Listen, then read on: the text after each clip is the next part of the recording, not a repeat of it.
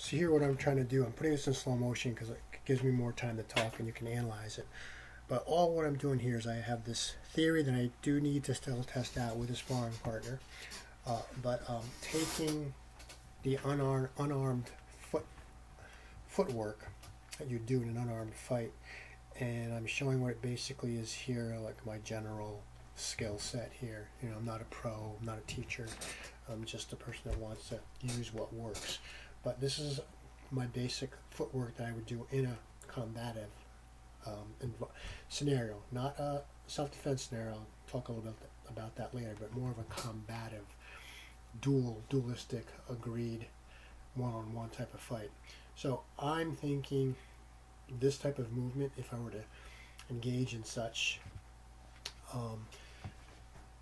basically put a weapon in the hand and you can use the same type of footwork, assuming you know how to, what the blows are, the blows that you're trying to use,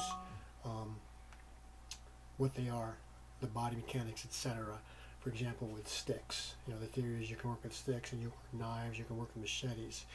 So here I am, I'm going to use the same footwork that you just saw, but I'm going to incorporate the use of a single stick, which hypothetically could also be a machete or a lightweight one-handed sword, etc.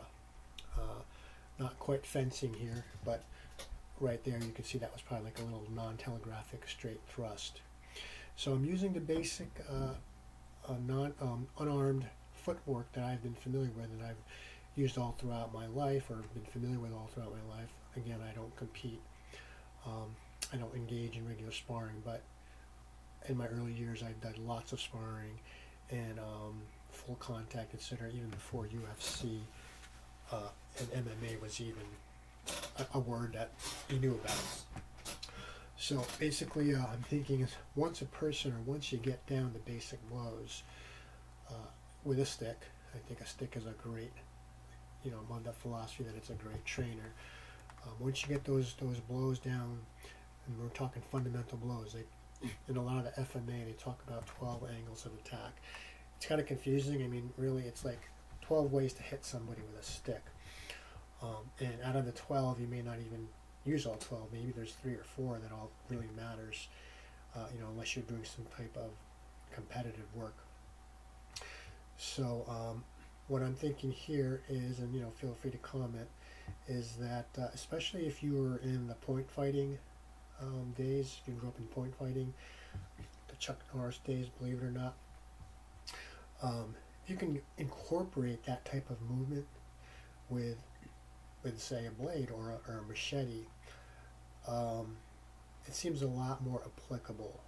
Okay, because once you get that one shot in, and assuming you can evade the counterattack and not get cut yourself, you can figure out a way to use distance and footwork to penetrate and get that blow in, whether it be to a vital area, eyes, throat, etc., and then get out of the way or get out of dodge.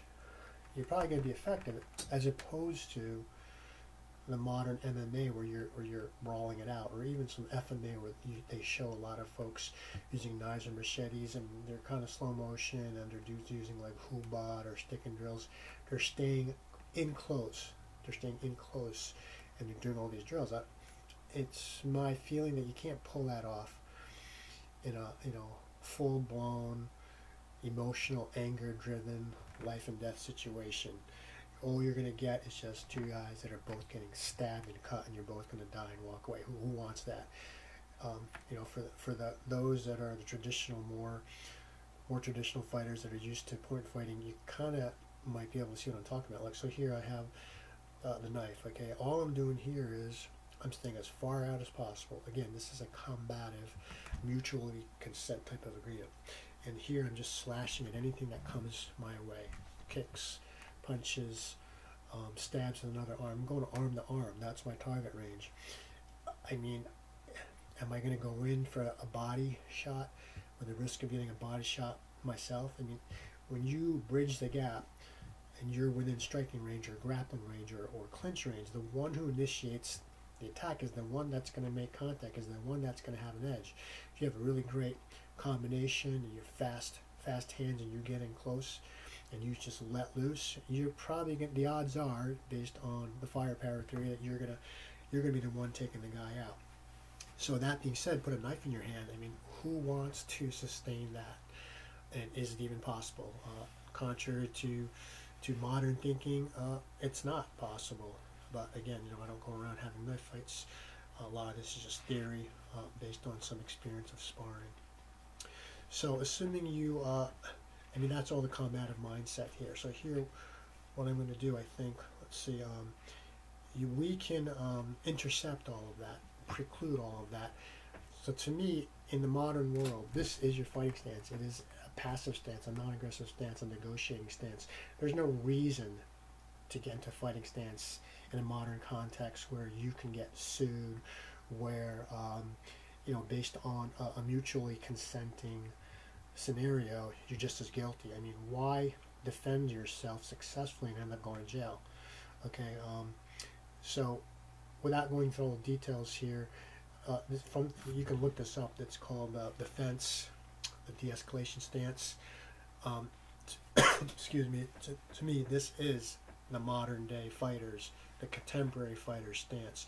You should be able from this particular starting point, do anything, strike, kick, punch, and you're combining verbal skills, you're combining negotiation skills, de-escalation skills, deception skills. Oh, you want my money?